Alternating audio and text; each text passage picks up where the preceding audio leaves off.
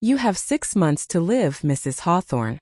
Dr. Petton's words hit me like a sledgehammer to the chest, but I maintained the composure that 72 years of life had taught me was essential during moments of crisis. I sat in his sterile office, surrounded by medical diplomas and motivational posters about wellness, absorbing the news that pancreatic cancer was apparently going to end my life before Christmas. 6 months, I repeated, testing how the words felt in my mouth. Well, that's rather inconvenient. I had plans to redecorate the guest bathroom in spring. Dr. Petton looked at me with the mixture of sympathy and professional detachment that I supposed he'd perfected after delivering countless death sentences to unsuspecting patients who'd come in for routine checkups. Mrs. Hawthorne, I know this is shocking news. We'll want to discuss treatment options, pain management, and quality of life considerations. I can recommend an excellent oncologist who specializes in palliative care. I barely heard the rest of his medical recommendations as my mind raced through the practical implications of my approaching demise. Who would inherit my 3 properties? My collection of vintage jewelry?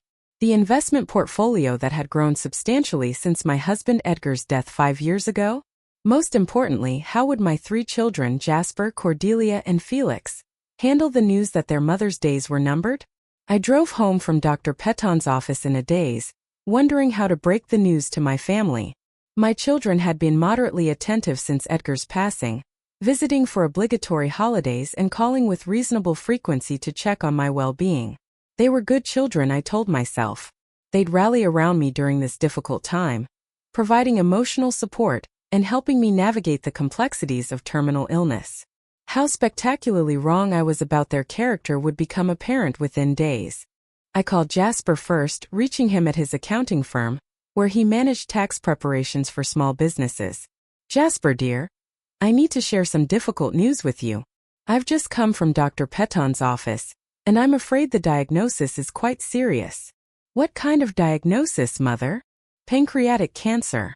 Terminal. 6 months, possibly less. The silence on the other end of the line stretched for nearly 10 seconds before Jasper responded with what I initially interpreted as shock-induced speechlessness. 6 months. Are you certain about the timeline? Dr. Petton seemed quite confident about his assessment. Jasper, I wanted you to know immediately so we could discuss arrangements. And Mother, I'm in the middle of tax season. This is obviously devastating news, but can we discuss the details this weekend? I'm completely swamped with client deadlines. I felt taken aback by his businesslike response, but attributed it to his methodical personality and the shock of receiving such terrible news about his mother's health. My calls to Cordelia and Felix followed similar patterns. Cordelia expressed appropriate concern, but explained that her interior design business was experiencing a particularly busy period with several high-profile clients demanding immediate attention. Felix offered condolences, but mentioned that his restaurant was opening a second location and required his complete focus during the next few weeks. Within 3 days, I noticed a dramatic change in my children's behavior. Their daily check-in phone calls, which had been regular since Edgar's death, stopped entirely. When I called them, they answered with distracted impatience and found reasons to end conversations quickly. I'm sure you understand, Mother, that this is a very difficult situation for all of us to process, Cordelia explained when I asked why she hadn't visited since learning about my diagnosis. Sometimes people need space to handle overwhelming news. But on Friday evening, exactly 1 week after my devastating diagnosis, I discovered the real reason for my children's sudden emotional distance. I was watering my front garden when I heard voices coming from Jasper's car, which was parked in my driveway while he and his siblings met inside my house to discuss practical arrangements. I crept closer to the living room window and listened to a conversation that shattered every illusion I'd maintained about my children's character and motivations. The jewelry alone is worth at least $200,000, Cordelia was saying. The vintage Cartier pieces that belonged to great-grandmother, plus all the estate jewelry Mother collected over the years. We need to be strategic about the property division, Jasper replied with the calculating tone he used for complex tax planning. The main house is worth $800,000. The lake cottage is worth $400,000. And the downtown rental property is worth $300,000. Don't forget about her investment portfolio, Felix added. Mother mentioned it's worth over $1 million. Plus, there's the life insurance policy Dad left her. I stood frozen outside my own living room window, listening to my children discuss my assets with the enthusiasm of vultures circling fresh roadkill. They weren't grieving their mother's terminal diagnosis. They were celebrating their upcoming inheritance. The important thing is that we handle this division equitably, Cordelia continued. I think the jewelry should be distributed based on sentimental value, rather than monetary worth. By sentimental value, you mean you want the most expensive pieces because you're the only daughter? Jasper asked with obvious skepticism. I'm saying that jewelry naturally passes from mothers to daughters, and that Felix and you should focus on the real estate and investment assets. That's convenient reasoning, Cordelia, but jewelry is just another asset. That should be divided equally among all three beneficiaries.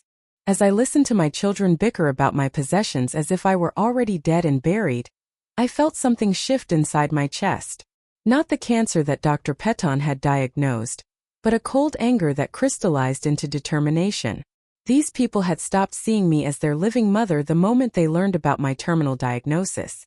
I had become nothing more than an inconvenient obstacle standing between them and their inheritance, someone to be tolerated with false sympathy until I had the decency to die and transfer my wealth to them. The next morning my phone rang while I was drinking coffee and contemplating how to handle the devastating revelation about my children's true character. Mrs. Hawthorne, this is Dr. Peton calling with urgent news about your test results. Dr. Peton, has something changed about my prognosis? Mrs. Hawthorne, I'm calling to inform you of a terrible mistake in our laboratory. Your test results were accidentally switched with another patient's results. The pancreatic cancer diagnosis was incorrect. You're completely healthy. I sat in stunned silence, absorbing the news that I wasn't dying after all, that the terminal diagnosis that had upended my understanding of my remaining time on Earth had been a medical error. Mrs. Hawthorne, are you still there? Yes, Dr. Peton. I'm here. And I'm healthy. Completely healthy. Your actual test results show normal function across all systems. I cannot apologize enough for the error and the distress this mistake has caused you and your family. After ending the call, I sat in my kitchen staring at my coffee cup and thinking about my children's conversation from the previous evening. They believed I had 6 months to live, and their response had been to calculate the value of my possessions and plan their inheritance distribution. That's when I made a decision that would change our family dynamics forever. I was not going to tell them about the medical error. I was going to spend the next 6 months observing exactly how my children behaved when they believed their mother was dying, documenting their true character when they thought no one would be around to remember their choices. And then, in the 7th month, I was going to give them the surprise of their lifetimes. Some mothers get to learn what kind of people their children really are when they think no one is watching. I was about to become one of those mothers, and my children had no idea what was coming. The beauty of having a supposedly terminal diagnosis, I discovered, was that people stopped questioning my behavior when I acted a little strangely. If Beatrice Hawthorne wanted to spend her remaining months doing peculiar things, well, that was just the eccentricity of a dying woman trying to find meaning in her final days, which made it perfect cover for implementing what I had privately begun calling Operation Last Laugh. My first order of business was hiring Winston Blackwood, a private investigator who specialized in family matters and had been recommended by my attorney. Winston was a distinguished gentleman in his 60s who understood the importance of discretion and had experience documenting family dynamics during inheritance disputes. Mrs. Hawthorne, if I understand correctly, you want me to observe and record your children's behavior while they believe you're terminally ill, Winston said during our clandestine meeting at a coffee shop across town. Precisely. I need documented evidence of their conversations, their actions, and their priorities during what they believe are my final months. Winston, I suspect their behavior will become increasingly revealing as time passes. And you want this documentation for legal purposes? I want it for justice purposes. My children had shown me who they really were when they thought I wasn't long for this world. I intended to show them who I really was when they discovered I'd be around for many more years. Phase 1 of my plan began immediately. I called each of my children to inform them that I'd been reflecting on my mortality and had decided to update my will to ensure my final wishes were clearly documented. Mother, you don't need to worry about legal arrangements right now. Jasper said when I mentioned my estate planning concerns. You should focus on your health and spending time with family. But darling, I want to make sure everything is in order. I've been thinking about distributing some of my possessions while I'm still alive, to see people enjoy them. I could practically hear Jasper's alarm through the phone. Mother, that seems premature. You might need those resources for medical expenses or care. Nonsense, dear. The doctor said.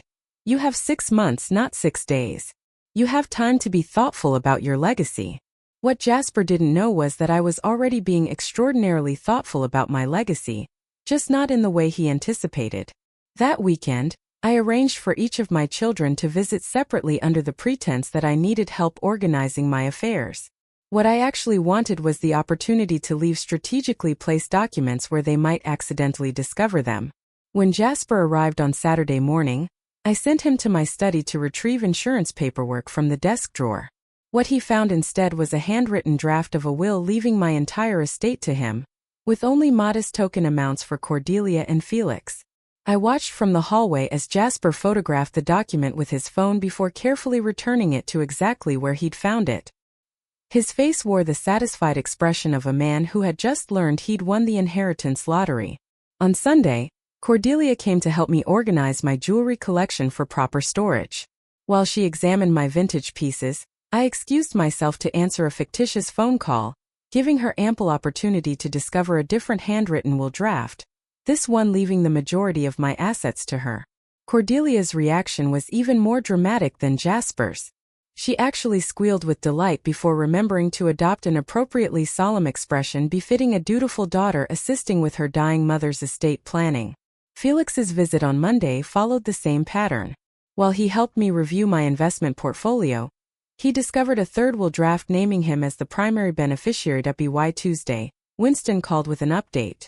All 3 children had contacted attorneys regarding estate law and inheritance tax implications. Mrs. Hawthorne, he reported, your eldest son Jasper has scheduled 3 consultations with estate planning lawyers this week. Cordelia has been researching jewelry appraisals and auction houses, and Felix has contacted a real estate agent about property valuations. Excellent. Phase 2 could begin. Phase 2 involved introducing my children to my new friend, Reginald Worthington, a charming gentleman I'd met through volunteer work at the hospital. What my children didn't know was that Reginald was actually an actor Winston had hired to play the role of a wealthy widower with a keen interest in purchasing my properties. Children, I'd like you to meet Reginald, I announced during our family dinner on Wednesday evening. He's been such wonderful company during these difficult times, and he's helped me think through different ways of handling my financial affairs. Reginald played his role beautifully, explaining that he was seeking investment properties in the area, and that their dear mother had mentioned possibly selling her real estate holdings to simplify her estate before her passing. Of course, Reginald added smoothly, I would only consider such arrangements if they brought peace of mind to dear Beatrice during her remaining time. The look of pure panic on my children's faces was absolutely priceless. Jasper actually choked on his wine when Reginald mentioned his interest in purchasing the downtown rental property at above market value. Mother, surely you're not seriously considering selling property during such a stressful time, Cordelia interjected, her tone forcedly casual. Why not, dear? I replied. Reginald has offered excellent prices, and I thought it might be nice to simplify things for you children. Less complicated inheritance arrangements to sort through after I'm gone. But mother, those properties have sentimental value, Felix protested. They're part of our family legacy. I nearly burst into laughter at the notion of Felix describing rental properties as family legacy, when he'd never shown the slightest interest in my real estate investments throughout his adult life. Well, I said thoughtfully, perhaps I should think about it more carefully. Reginald, would you mind if I consulted with my children before making any final decisions? Of course, my dear Beatrice, Reginald replied warmly. Family consultation is essential for matters of such importance. After Reginald left, my children remained behind for an emergency family meeting, one I observed through the kitchen security camera Winston had helped me position. We cannot let Mother sell those properties to some random man she just met, Cordelia said, her agitation barely concealed. Agreed, Jasper added. We need to convince her that hasty financial decisions aren't appropriate during terminal illness. What if we offered to help manage her affairs? Felix suggested, to reduce her stress and make sure she doesn't make choices she might regret.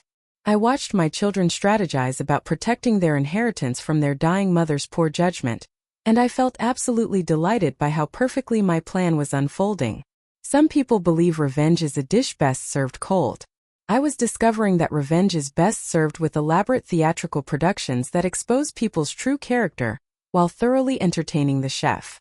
Phase 3 was going to be even more fun. Phase 3 of Operation Last Laugh required me to channel my inner actress more dramatically than I ever had before. I'd always been told I had a flair for the theatrical. Edgar used to say I could have been on the stage if I'd been born in a different era. Little did he know his wife would one day use those talents to orchestrate the most elaborate family drama of the century. The centerpiece of Phase 3 was what I privately dubbed the Great Charity Auction Panic. I spent an entire week crafting the perfect announcement, one guaranteed to send my children into a tailspin of greed-induced hysteria. On Monday morning, I called each of them with breathless excitement. "Darling, I've had the most marvelous inspiration," I told Jasper during our first call. "I've decided to host a charity auction right here at the house. I want to sell most of my possessions and donate the proceeds to various worthy causes. Wouldn't that be a lovely way to spend my remaining time?" The silence on Jasper's end was so complete I briefly wondered if the call had disconnected. "Mother," he finally said. "A charity auction with your personal belongings?" "Yes. My jewelry, artwork, antiques, even some of the furniture. I've already contacted Peton's auction house, and they're thrilled to organize everything. We're thinking next Saturday would be perfect." "Next Saturday?" he sputtered. "Mother, that seems quite sudden. Are you certain you've thought this through carefully?" "Oh, absolutely. Watching people bid on my treasures would bring me far more joy than knowing they'll simply sit in storage after I'm gone. This way, I can see them bring happiness to others while supporting charitable causes." I could practically hear Jasper's mental calculations grinding away as he processed the reality that his carefully anticipated inheritance was about to be auctioned off to strangers. My calls to Cordelia and Felix followed similar patterns, each conversation ending with strained assurances of supportive enthusiasm that fooled absolutely no one. What my children didn't know was that Winston had positioned himself as Charles Peton of the entirely fictional auction house, and that we were documenting every desperate attempt they would make to sabotage my charitable generosity. The true beauty of the charity auction plan lay in watching my children attempt to dissuade me without appearing like greedy vultures circling a deathbed. It required them to perform concern for my well-being, while quietly defending their financial interests. "Mother, I'm worried that organizing such a large event might be too stressful during your treatment," Cordelia said when she visited on Tuesday to discuss the auction. "Nonsense, dear. I feel energized by the idea of doing something meaningful with my remaining time. But have you considered that some of these pieces have significant sentimental value?" she pressed. "Great-grandmother's jewelry, for instance. Wouldn't you want those pieces to stay in the family?" "Cordelia," I replied gently, "sentiment doesn't keep people warm at night or feed hungry children. The Cartier necklace alone could fund a scholarship program." Her face went pale at the mention of auctioning the Cartier pieces she'd coveted since adolescence. "Perhaps we could compromise," she suggested brightly. "Auction some pieces and keep the most meaningful ones to pass down to family members." "But darling," I said, "that defeats the entire purpose. I want to give everything away so I can see the joy it brings to others." Felix took a more direct approach when he visited on Wednesday evening. "Mom, I've been thinking about your auction idea, and I'm concerned about the legal implications," he said, wearing his most serious business expression. "What if there are tax consequences you haven't considered? What if the auction house doesn't secure fair market value?" "Felix, dear, I appreciate your concern, but I've already consulted my attorney and accountant. Everything is perfectly legal and properly structured. But some of these pieces might be worth more as a collection," he insisted. "You could lose significant value by auctioning them individually." "Value is relative," I replied. "The value I'll receive from seeing scholarship recipients succeed far outweighs maximizing auction proceeds." By Thursday, Winston reported that all 3 children had contacted the fictional Peton's auction house, and attempted to convince Charles Peton to postpone the event until their mother was thinking more clearly. They've also been researching ways to challenge the legal capacity of terminally ill patients to make major financial decisions, Winston added with obvious amusement. Perfect. That meant we were ready for Phase 4. Phase 4 involved the introduction of my new live-in caregiver, a role filled by Winston's business partner, a delightful woman named Violet Pennyworth, who specialized in undercover family investigations. Children, I'd like you to meet Violet, I announced during our Friday evening dinner. She'll be staying with me to help manage my daily needs and ensure I'm taking proper care of myself. Violet played her part flawlessly, presenting herself as a no-nonsense healthcare professional deeply concerned about my emotional well-being and my tendency toward impulsive charitable decisions. Your mother's generosity is admirable, Violet told my children gravely. But terminal patients sometimes make financial choices that don't reflect their true long-term wishes. I watched my children practically salivate as Violet positioned herself as an ally in their campaign to protect my assets from my own generosity. We share your concerns, Violet, Jasper said earnestly. We want to support Mother's wishes while ensuring she doesn't make decisions she might regret. Perhaps we could work together to help Mother think through these choices more carefully, Cordelia suggested. I think that would be very wise, Violet replied. Family input is essential for patients facing a terminal diagnosis. What my children didn't realize was that Violet's real job was to document every conversation about managing my impaired judgment and protecting their inheritance from my supposed irrational generosity. That weekend, I canceled the charity auction, explaining to my children that Violet had helped me understand the wisdom of more thoughtful estate planning. The relief on their faces was so obvious I had to excuse myself to the bathroom to avoid laughing out loud. Thank goodness you've decided to reconsider, Mother, Felix said, his satisfaction barely disguised.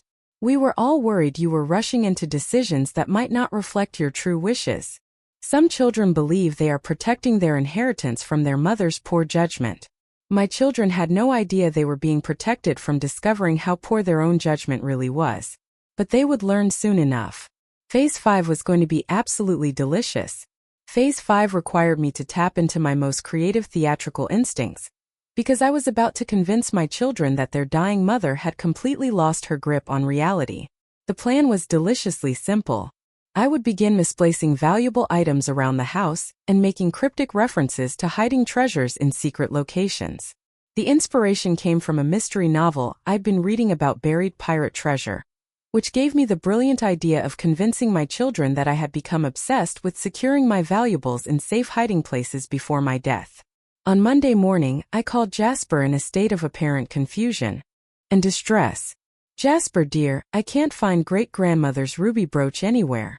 I'm certain I put it somewhere safe, but my memory seems to be playing tricks on me. Mother, when did you last see the brooch? Yesterday evening, I think. Or perhaps it was last week. I hesitated just long enough. Jasper, I've been having the strangest dreams about hiding precious things in the garden. Do you suppose the medication is affecting my thinking? I could practically hear Jasper's mental alarms screaming as he processed the possibility that his terminally ill mother was becoming mentally incompetent and losing track of valuable jewelry. Mother, perhaps you should make a list of where you've placed important items, just to help keep track of everything. What a sensible suggestion. But Jasper, some things shouldn't be written down. Some treasures need to be hidden in places only I would remember. Hidden treasures, Mother? Oh yes, dear. Your father and I used to play games about where we'd hide valuables if we ever needed to protect them from people who might not appreciate their true worth. That evening I called Cordelia with a similar story about missing jewelry, embellishing it with elaborate details about secure locations and secret family hiding places Edgar had supposedly shown me over the years. Mother, are you saying Father hid valuables around the property? Perhaps, darling. He was always so clever about security. He said banks weren't the only safe places for precious things. Sometimes the safest place was somewhere no one would think to look. Where did Father think people should look, Mother? Well, I can't tell you over the phone, can I? Phones aren't secure. I lowered my voice. But Cordelia, if something happens to my memory, you might want to remember that your father believed in the wisdom of the earth, the wisdom of the earth. He always said that what comes from the earth returns to the earth. Wise people simply know how to retrieve what they've entrusted to the ground. By Wednesday, Winston reported that my children had begun conducting casual visits to inspect my garden and property for signs of disturbed soil or potential hiding places. Mrs. Hawthorne, your son Felix spent 2 hours yesterday examining your rose garden with what appeared to be a metal detector app on his phone. A metal detector app? I laughed. How wonderfully modern. What did he tell me he was doing? He claimed he was helping you look for the ruby brooch you said might have fallen outside while gardening. The beauty of Phase 5 was watching my children struggle to balance their growing desperation to locate hidden treasures with their need to appear concerned about their confused, dying mother. On Thursday evening, I escalated the hunt. I called all 3 children for an emergency family meeting, explaining that I was experiencing moments of clarity between periods of confusion and wanted to share something important while I was still thinking clearly. Children, I need to tell you something crucial about your father's financial arrangements. What about father's arrangements? Cordelia asked, leaning forward with barely contained excitement. Edgar was far more clever about security than any of us realized. He didn't trust banks entirely. He believed in diversifying, not just investments but storage locations. Storage locations for what, Mother? For the truly valuable pieces. The items that couldn't be replaced if something happened to traditional financial institutions. I paused, letting the implication sink in. Edgar created, what did he call it? A treasure map of sorts. Not a paper map. A landscape map. He said intelligent people could read the messages he'd left in the garden design. Jasper's eyes gleamed with the intensity of an accountant discovering an undisclosed tax shelter. What kind of messages in the garden design, Mother? Patterns, dear boy. Plantings. Plantings that indicated locations. Stones that mark specific spots. Edgar said someone who truly understood our property would be able to interpret the signs. Did Father leave any other clues? Felix asked, his casual tone painfully forced. Oh yes, but they're quite cryptic. Something about following the roses to the true treasure and counting stones from the heart of the garden. Edgar always loved puzzles. I watched them exchange glances, each struggling to reconcile their greed with the expressions of concern expected of dutiful children. Mother, Cordelia said gently, perhaps we should help you look for these garden clues. It might be good exercise. What a thoughtful idea. But we must be systematic. Edgar always said treasure hunting required patience and careful observation. That night, Winston's surveillance cameras captured the most entertaining footage yet. All 3 of my children returned after midnight, armed with flashlights and small garden tools, conducting covert excavations throughout my rose garden. They worked until nearly 3 in the morning, Winston reported. They were very careful to restore the soil afterward. How considerate of them to be so tidy. I smiled. Did they find anything interesting? Only earthworms and confusion. Phase 5 exceeded my expectations for both entertainment value and character revelation. My children's willingness to spend their nights desecrating their dying mother's garden revealed a level of greed that was almost impressive. But Phase 6 would test the absolute limits of their desperation. Some treasure hunts lead to buried gold. This one was going to lead to buried dignity, my children's dignity, which they were about to bury themselves. Phase 6 required me to embrace my inner drama queen more completely than I ever imagined possible. And I could hardly wait to tell them my final wishes for a proper funeral service. The centerpiece of this phase was what I privately called the Living Funeral Spectacular. A plan so audacious that even Winston raised an eyebrow when I explained it to him. Mrs. Hawthorne, he said carefully, you want to stage your own funeral while you're still alive? Precisely, Winston. I want to experience the joy of hearing what people truly think about me before I'm actually gone. And more importantly, I want to observe how my children behave during what they believe are my final arrangements. The plan required elaborate coordination. I would convince my children that I was experiencing a rapid decline, and wished to plan my own funeral service to ensure it reflected my wishes. Then I would fake my death for 24 hours and observe their behavior from a hidden location, while they organized my memorial. Winston, this will require your most sophisticated surveillance equipment, and possibly some theatrical magic. He hesitated. Mrs. Hawthorne, I have to ask, are you certain this plan isn't somewhat extreme? Winston, I replied coolly. My children have spent the past month digging holes in my garden looking for buried treasure because they think their dying mother has lost her mind. I think extreme circumstances call for extreme documentation. Phase 6 began with me calling each child separately to explain my deteriorating condition. Jasper, darling, I said in my weakest, most fragile voice, I'm afraid my health has taken a rather dramatic turn. Dr. Peton says the timeline has accelerated significantly. Accelerated? Jasper asked. What does that mean, Mother? It means weeks rather than months, dear. Perhaps days rather than weeks. Which is why I've made a rather unusual decision about my funeral arrangements. There was a pause. Funeral arrangements? Yes, Jasper. I want to plan my own service. I want to ensure everything reflects my true wishes, and that the people I care about have the opportunity to share their memories, while I can still appreciate them. Mother, he said slowly, you're talking about planning your own funeral while you're still alive. Exactly. Wouldn't it be wonderful to hear the lovely things people say about me instead of missing all the kind words because I'm dead? I've already contacted Reverend Whitmore about holding the service this Saturday at 2 p.m. I could hear Jasper struggling to process this information while attempting to sound supportive. That's a very unique idea. I thought so too. And Jasper, I've decided the service should include a reading of my will, so everyone understands how I've chosen to distribute my earthly possessions. Silence. It will be like Christmas and a funeral combined. The horror in Jasper's voice was absolutely delicious. You're going to read your will at your own funeral? Well, obviously I won't be reading it personally, dear. I'll be in the casket listening. But I've asked my attorney to present the final version to all beneficiaries during the service. My calls to Cordelia and Felix followed similar patterns, each conversation ending with reluctant agreement and barely disguised panic over the public reading of my will.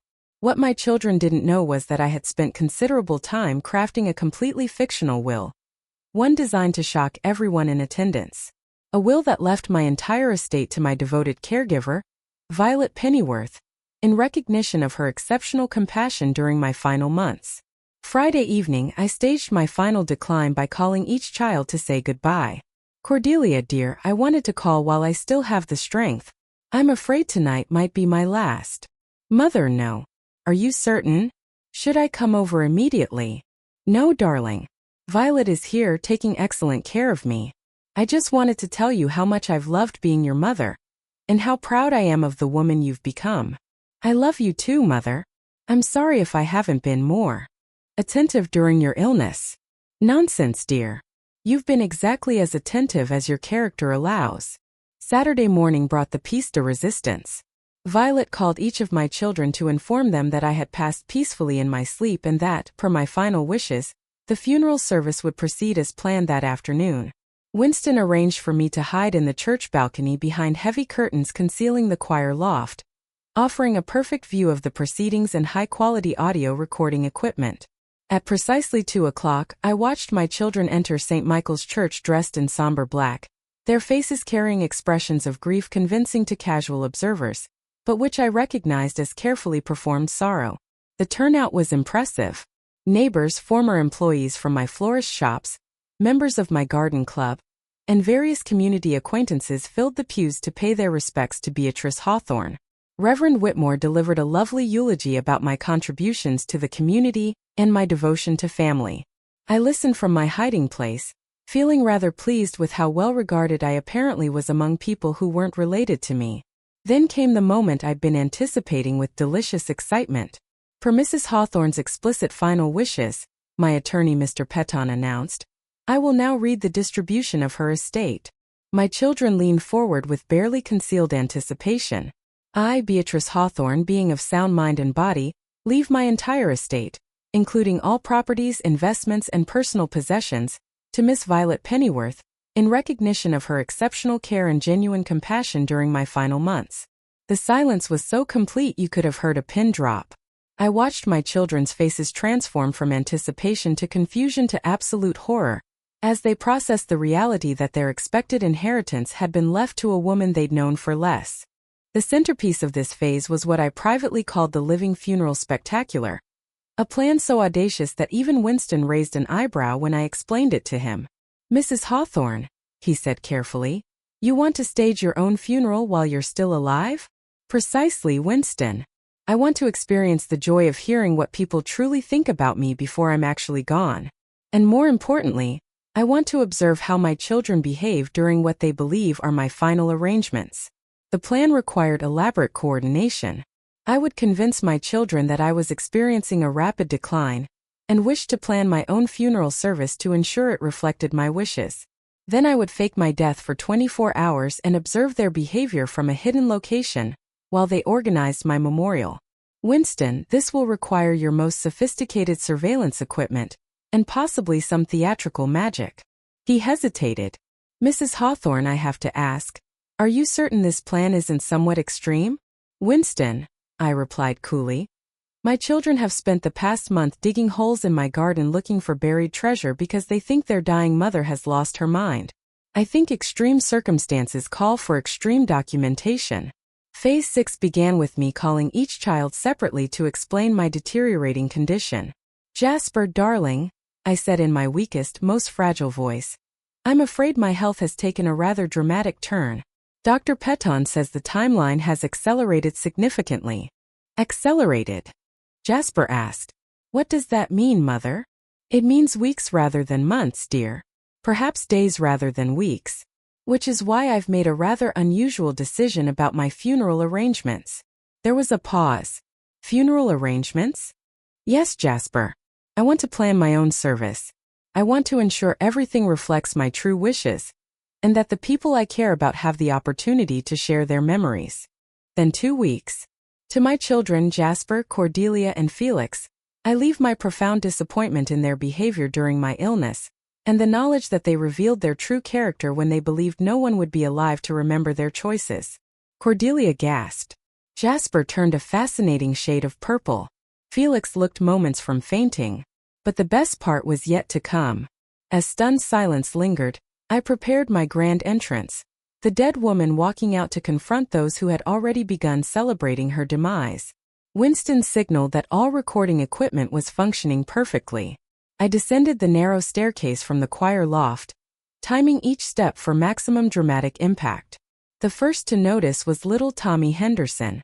"Mommy," he whispered loudly, eyes wide. "Mrs. Hawthorne isn't dead anymore." The ripple of awareness spread like wildfire. Heads turned. Mouths fell open.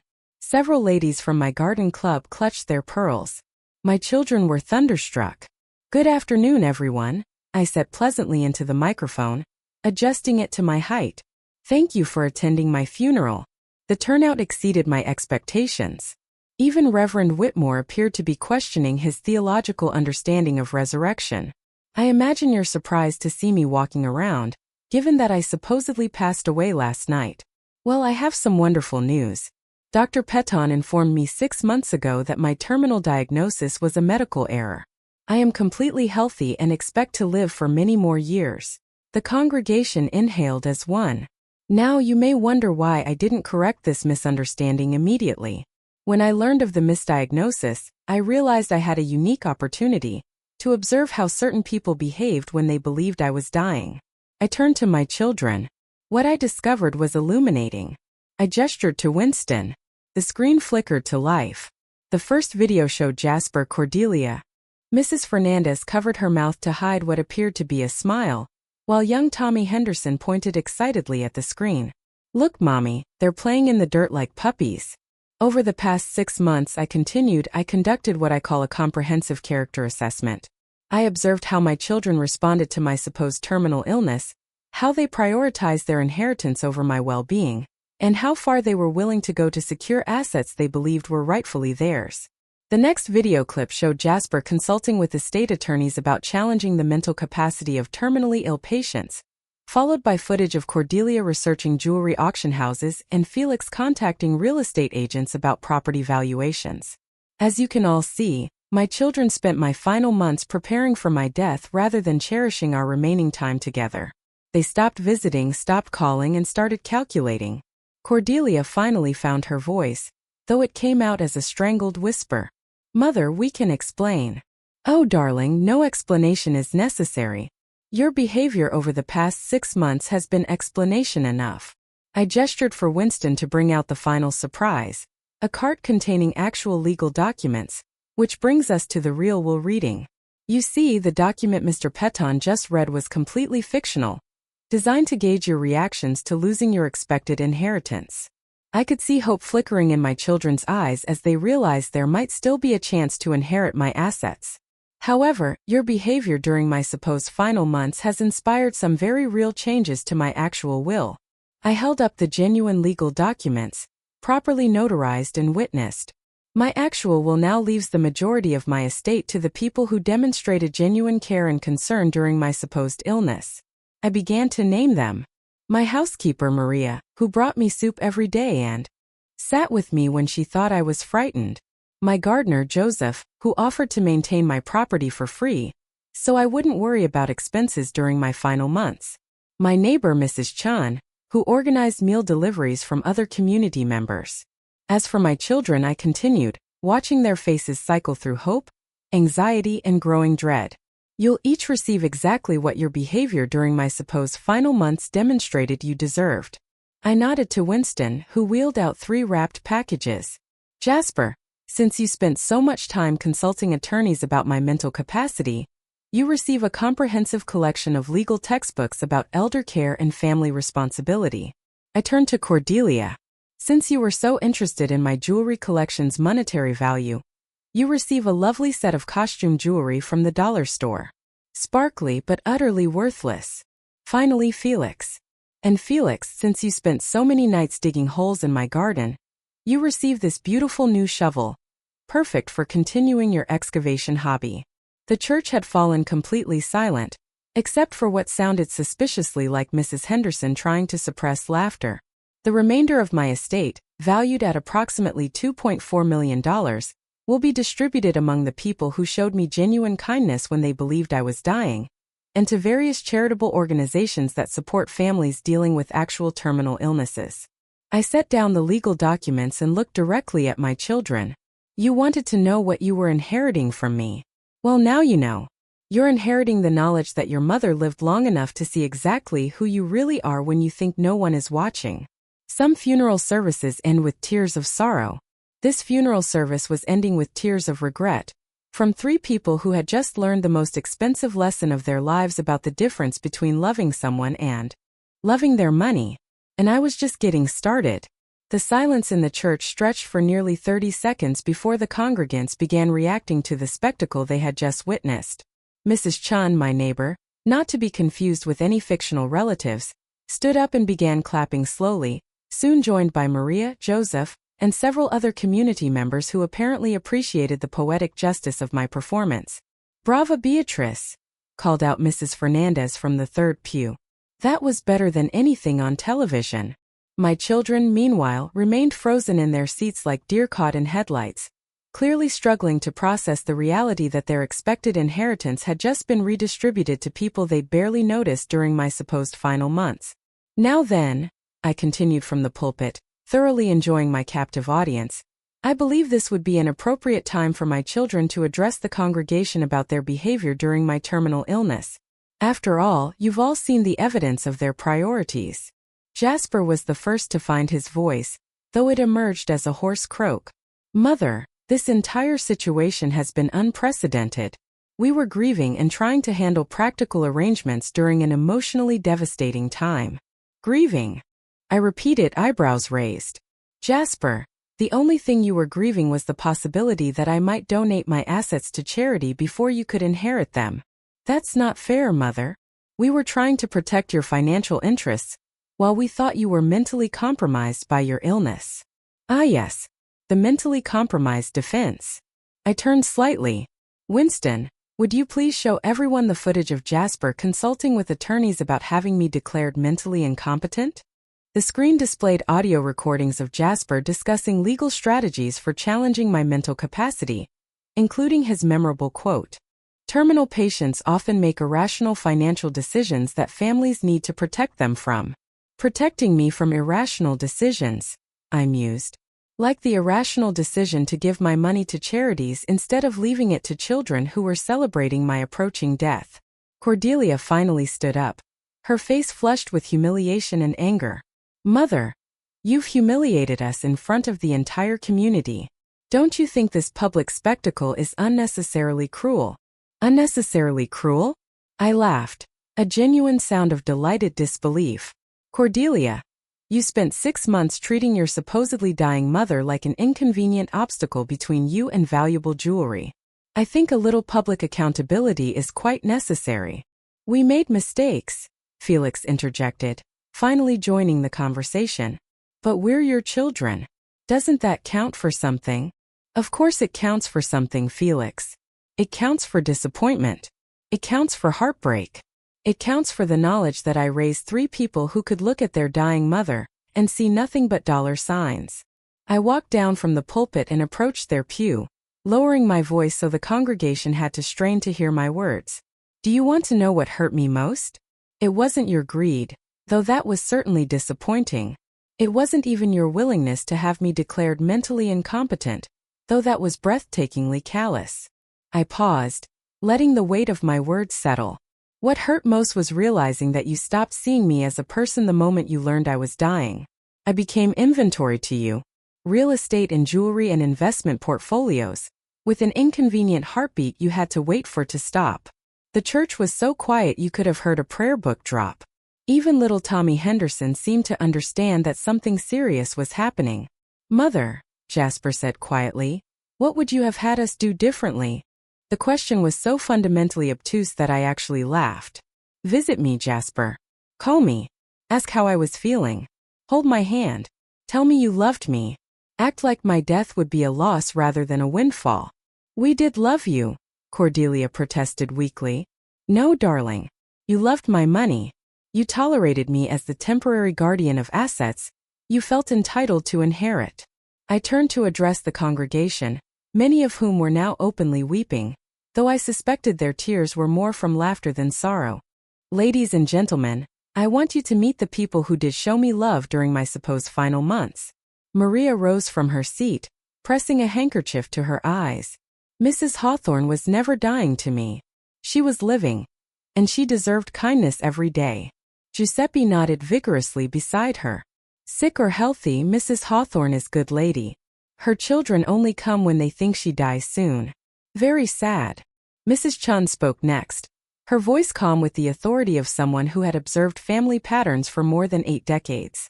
When people show you who they are, believe them the first time. These children showed exactly who they were when they thought it wouldn't matter. I returned to the pulpit for my closing remarks. I want everyone here to understand that this was not merely an elaborate prank, I said evenly. This was a 6-month character assessment, one that revealed fundamental truths about family relationships, love, and greed. I lifted a folder of documents and held them up for all to see.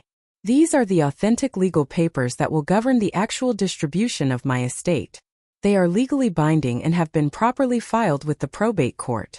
My children will receive the symbolic gifts I mentioned earlier. Those who demonstrated genuine character will inherit my true assets. A ripple of murmurs spread through the congregation. And furthermore, I continued, allowing myself a small smile, I have established the Hawthorne Foundation for Terminal Care. The majority of my estate will be used to support families facing real terminal illnesses, families who need help with medical expenses rather than inheritance calculations. The church erupted in applause. My children remained frozen in their seats, stunned into silence as the reality of their losses finally settled in. Now then, I announced cheerfully, I believe this concludes our funeral service. Thank you all for attending.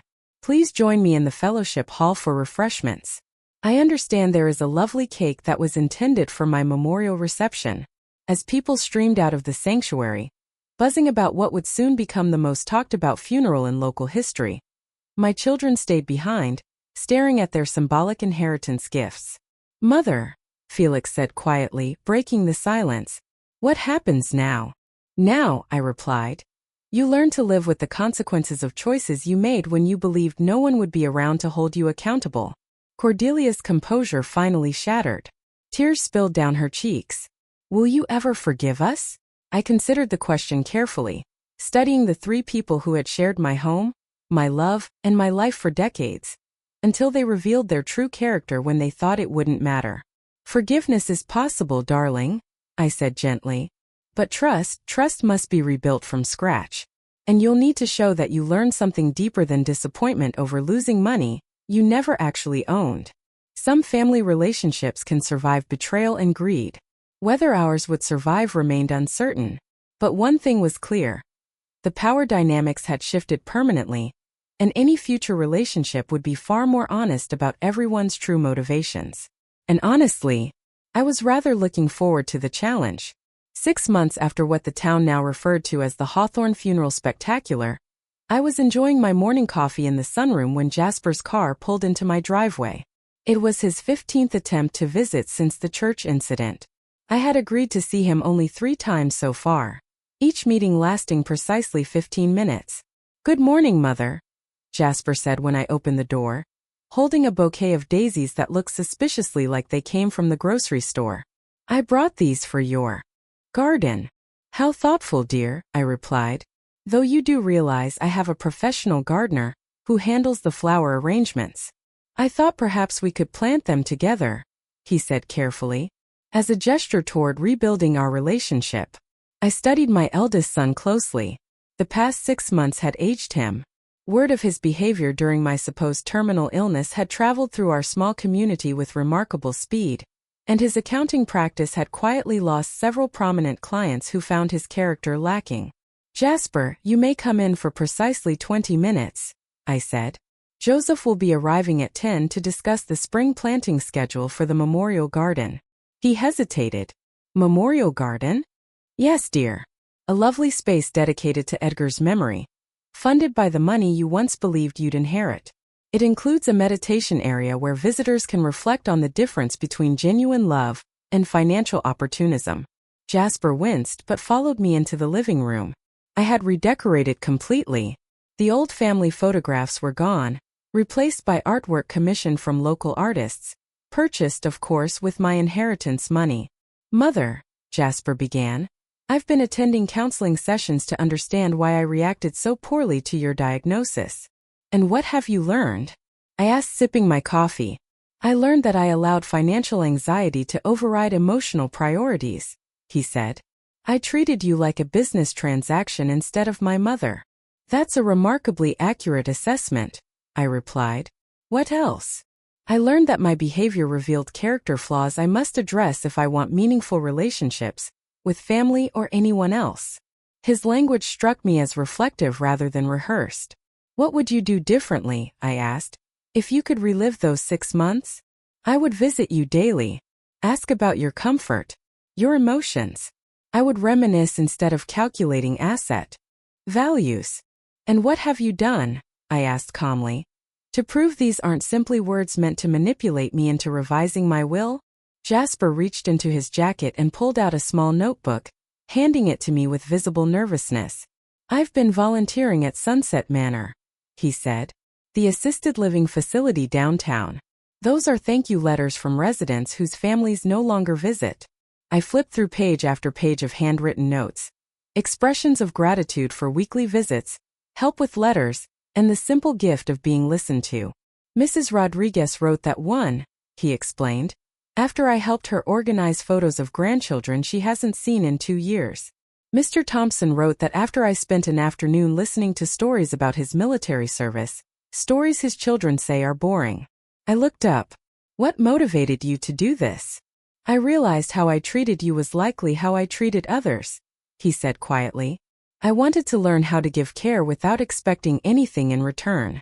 "And what did you learn?" "That companionship and respect are more fulfilling than any financial transaction I've ever managed." I searched his face for performance or calculation and found neither. "Your actions show growth I didn't expect," I said. "But understand this, trust will take time." "I know," Jasper replied. "I'm not asking for forgiveness or inheritance changes. Just the chance to prove I learned something from the most humiliating experience of my life." At that moment Cordelia arrived, having taken her own path toward redemption. "Hello, Mother." "Hello, Jasper. I hope I'm not interrupting." Not at all, I said. I was just hearing about Jasper's volunteer work. Cordelia smiled softly. That's wonderful. I've been volunteering at the Children's Hospital, reading to young patients whose families can't always be present during treatment. I was surprised by this development. Cordelia, when did you begin volunteering at the hospital? 3 months ago, she replied. When I thought you were terminally ill, I learned something important about what truly matters when people face a health crisis. And what was that? That sick people need presence and emotional support, Cordelia said quietly. Not people calculating their practical value. Mother, when I thought you were dying, I should have been reading to you, not researching jewelry appraisals. Yeppy arrived precisely at 10 a.m., as he always did, carrying blueprints for the spring Memorial Garden expansion. He greeted Jasper and Cordelia politely, though without enthusiasm, clearly remembering their behavior during what they believed were my final months. Mrs. Hawthorne, we have a beautiful location for the new meditation bench, Yeppy said. Right next to the roses that bloom all season. A very peaceful place for thinking about real love versus fake love. Yeppy's English wasn't perfect, but his meaning was crystal clear. He had observed my children's attempts at transformation with the skepticism of someone who understood that actions mattered far more than words. My children have been telling me about their volunteer work with elderly people and sick children, I said. Volunteer work is good, Yeppy replied diplomatically. But volunteer work after shame is different from volunteer work from the heart. Time will show which kind they do.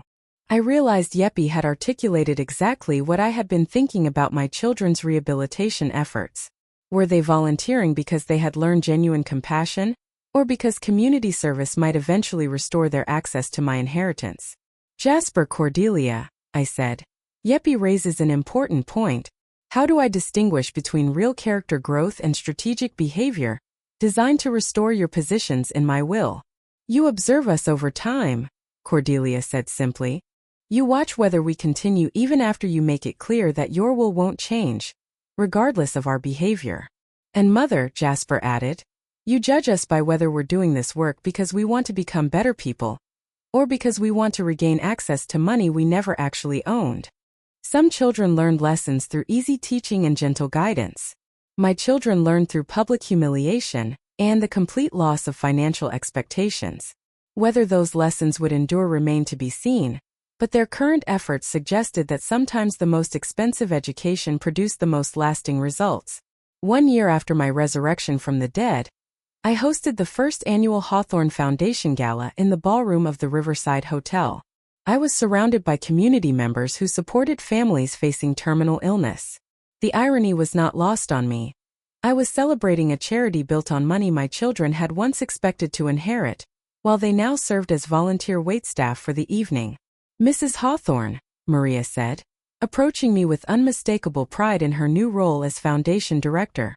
The silent auction has raised over $40,000. The bidding for Yeppy's garden design services has been particularly competitive. I looked across the ballroom at Yeppy, who was explaining his landscaping philosophy to a group of wealthy donors. He wore the first formal suit he had ever owned, purchased with funds from his inheritance portion. Maria, I asked, how are our newest volunteers performing tonight? She glanced toward the service area, where Jasper carefully arranged appetizer plates, Cordelia refilled water glasses, and Felix managed the coat check. They work hard and complain nothing, Maria said. Very different from before, when they visit only to count your jewelry. The transformation in my children over the past year had been remarkable. Jasper had not only continued his work at Sunset Manor but had also started a pro bono accounting service for elderly residents whose families had abandoned their financial responsibilities. Cordelia expanded her hospital volunteering to include art therapy sessions for pediatric cancer patients. Felix began cooking weekly meals at the homeless shelter, using techniques from his restaurant management career. Mrs. Hawthorne. A familiar voice interrupted my thoughts. Dr. Peton approached, champagne glass in hand, his expression one of amused admiration. I must say, this past year has been the most entertaining medical experience of my career. I hope my resurrection didn't damage your professional reputation, Doctor. Quite the opposite. Your miraculous recovery has become legendary among medical professionals. We've even incorporated it into ethics training, particularly regarding the importance of accurate test result communication. He gestured toward my children working efficiently nearby. How do you feel about their rehabilitation progress? I'm cautiously optimistic, I said, though I'm still waiting to see what happens when they realize their volunteer work won't restore their inheritance status. You haven't told them that their charitable efforts are permanent rather than probationary. The most important test of character change, I replied, is how people behave when they believe their efforts are neither monitored nor rewarded. As if summoned, Felix approached with a plate of his signature appetizers, prepared especially for the gala. Mother, the kitchen reports that the salmon canapés are the most popular items tonight. Several guests have asked for the recipe. That's wonderful, Felix. Your culinary skills have certainly enhanced the evening. He hesitated. Mother, may I ask you something? Mrs. Chun mentioned you're planning to expand the foundation services next year. Is there any way I could be more involved, particularly in food service? I studied his face, searching for signs of financial motivation. What kind of involvement did you have in mind? I was thinking about organizing cooking classes for families dealing with terminal illness. Many caregivers struggle to maintain proper nutrition during a medical crisis. I could teach simple, healthy meal preparation. That sounds valuable, I said. Would you still want to do this if it required significant time with no financial compensation? Mother, Felix said earnestly, the most meaningful work I've ever done has been volunteering at the homeless shelter. Feeding people who need help has brought me more satisfaction than any restaurant profit ever did. I felt genuinely moved. This felt like real growth, not calculated performance. Felix, your proposal has considerable merit. Let's discuss it with Maria next week. Across the ballroom, Cordelia was engaged in animated conversation with potential donors, showing photographs from her art therapy sessions. These drawings were created by 8-year-old patients during chemotherapy, she explained. Art therapy helps children process fear and pain in ways traditional counseling sometimes can't. How did you develop expertise in therapeutic art? Asked Mrs. Fernandez, now one of the foundation's most generous supporters. I trained for 6 months with certified art therapists at the Children's Hospital, Cordelia replied. My background in interior design gave me color and composition skills that translated well. And you donate this time completely voluntarily? Yes, Cordelia said. This work has given my life more purpose and meaning than any paid design project ever did. These children taught me that beauty and healing are connected in ways I never understood before. I felt proud listening to Cordelia articulate genuine passion for work that served others rather than herself, though I remained cautiously skeptical about the permanence of her transformation. At 9 p.m., I took the stage to address the gala attendees about the Foundation's first-year accomplishments and future goals. Ladies and gentlemen, when I started this foundation, I wanted to honor people who demonstrate genuine compassion during times of crisis, rather than those who see crisis as an opportunity for personal gain. I gestured toward Maria, Joseph, and Mrs. Chun, who were seated at the head table as honored guests. These individuals showed me authentic kindness when they believed I was facing terminal illness. They didn't calculate my value as an inheritance opportunity. They saw me as a person deserving care and companionship.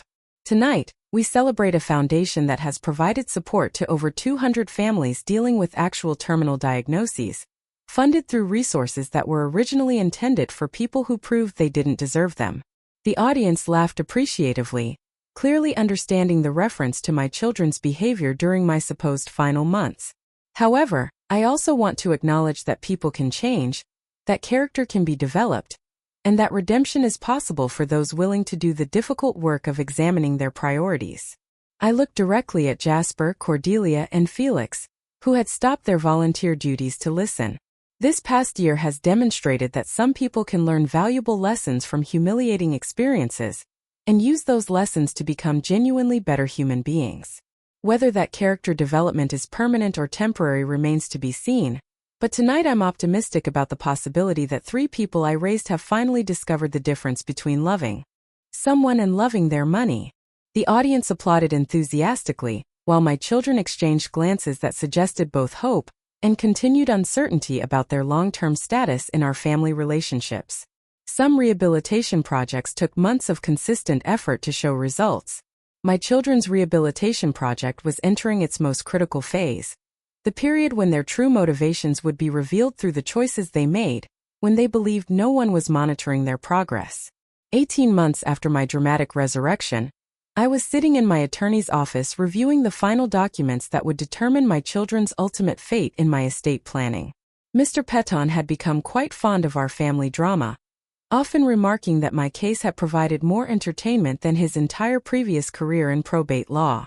Mrs. Hawthorne, these revised documents reflect the 18 months of behavioral observation you've conducted since your funeral incident, he said with obvious amusement.